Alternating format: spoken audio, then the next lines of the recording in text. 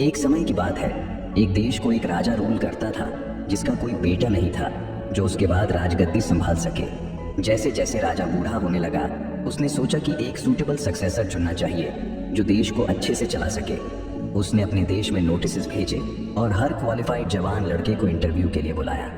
Interview decide करेगा कि कौन अगला राजा बनेगा। सिर्फ एक ही क्वालिफिकेशन थी, कैंडिडेट को अपने फेलो ह्यूमन बीइंग्स से बहुत प्यार होना चाहिए। देश का हर जवान लड़का एक्साइटेड था इस मौके को लेकर कि वो राजा बन सकता है। एक गांव का गरीब लड़का भी नोटिस पढ़कर इंटरव्यू के लिए प्रिपेयर करने लगा।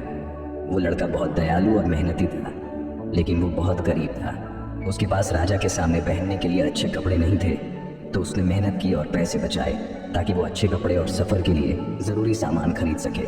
अच्छे कपड़े और सामान लेकर वो लड़का अपनी यात्रा पर निकल पड़ा। कई दिन सफ़र करने के बाद जब वो अपने मंजिल के पास पहुंचा, उसने रास्ते के किनारे एक गरीब भिखारी को देखा। भिखारी ठंड से कांप रहा था और फटे पुराने कपड़े पहने हुआ था। उसने अपने हाथ बढ़ाए और मदद मांगी। मैं बहुत गरीब हूँ और मुझे बहुत ठंड लग रही है, कृपया मेरी मदद करो। वो जवान लड़का भिखारी की दशा देखकर इतना प्रभावित हुआ कि उसने अपने नए कपड़े उतारकर भिखारी को दे दिए। उसने अपना खाना भी दे दिया जो उसने सफ़र के लिए रखा था। भिखारी नए कपड़े और खाना पाकर बहुत खुश हुआ और उसने लड़के को कई बार धन्यवाद दिया। लेकिन अब वो जवान लड़का अपने पुराने और गंदे कपड़ों में इंटरव्यू के लिए जाने में संकोच महसूस कर रहा था। फिर भी उसने हिम्मत जुटाई और महल में घुस गया। जब वो महल पहुंचा, एक राजा का सेवक उसको महासभा तक ले गया। थोड़ी देर के लिए सफ़र की गंदगी से सफाई करने के बाद उसको सिंहासन के रूम में बुलाया गया। जवान लड़का राजा के आने पर झुका, लेकिन जब उसने ऊपर देखा तो वो चौंक गया। राजा बिल्कुल उस भिखारी जैसा लग रहा था जिससे वो रास्ते में मिला था। राजा ने उसकी आंखों में सरप्राइज देखा और कहा, हाँ, मैं ही वो भिखारी था जिससे तुम रास्ते में मिले थे। लड़का हैरान होकर बोला, लेकिन आप राजा होकर भिखारी क्यों बने? राजा ने कहा, मुझे ये जानना था कि तुम्हारा दिल कितना अच्छा है और तुम सच में अपने फेलो ह्यूमन बीइंग से कितना प्यार करते हो।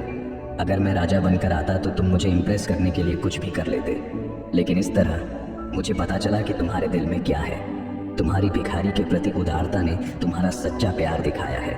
इस देश को एक ऐसे लीडर की ज़रूरत है जो अपने लोगों का ख्याल रखता हो, सिर्फ उनका नहीं जो कुछ दे सकते हैं। और तुमने ये साबित किया है कि तुम मेरे सक्सेसर बनने के लिए सही व्यक्ति हो। इस कहानी से हम सीख सकते हैं कि अच्छे काम हमें खुशी देते हैं जबकि बुरे काम दुख देते हैं। कहानी का मॉरल दयालु और करुणा से भरे दिल होने की इम्पोर्टेंस को एम्फसाइज करता है। गरीब होने के बावजूद उस जवान लड़के ने अपने नए कपड़े और खाना एक भिखारी को दे दिए जो ज़रूरत में था। इस करुणा से भरे काम ने सिर्फ भिखारी की मदद नहीं की, बल्कि उस जवान लड़के का असली चरित्र भी दिखाया जो उसको राजा के योग्य बनाता है। हमारी डेली जिंदगी में हमें कई मौके मिलते हैं दूसरों की मदद करने के। अगर हम करुणा के साथ एक्ट करें तो हम किसी की ज़िंदगी में सिग्निफिकेंट फ़र्क ला सकते हैं और अपनी ज़िंदगी को भी एनरिच कर सकते हैं। और आप कभी नहीं जानते कि कौन सा दयालु काम कई गुना बढ़कर रिवॉर्ड होगा।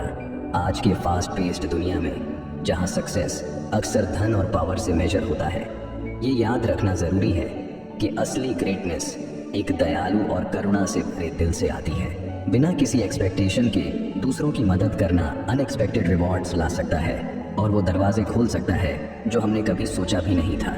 दयालु होना विजडम से भी ज़्यादा ज़रूरी है और इस बात को समझना ही विजडम की शुरुआत है।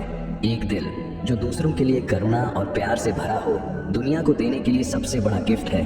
करुणा को अपनाकर हम सिर्फ दूसरों की जिंदगी को नहीं बल्कि अपने रूह को भी ऊंचा उठाते हैं। करुणा और प्यार सबसे बड़े गिफ्ट्स हैं जो हम दे सकते हैं और ये टाइमलेस वैल्यूज हैं जो हमारी दुनिया को बेहतर जगह बनाने में हमेशा रेलेवेंट रहेंगी।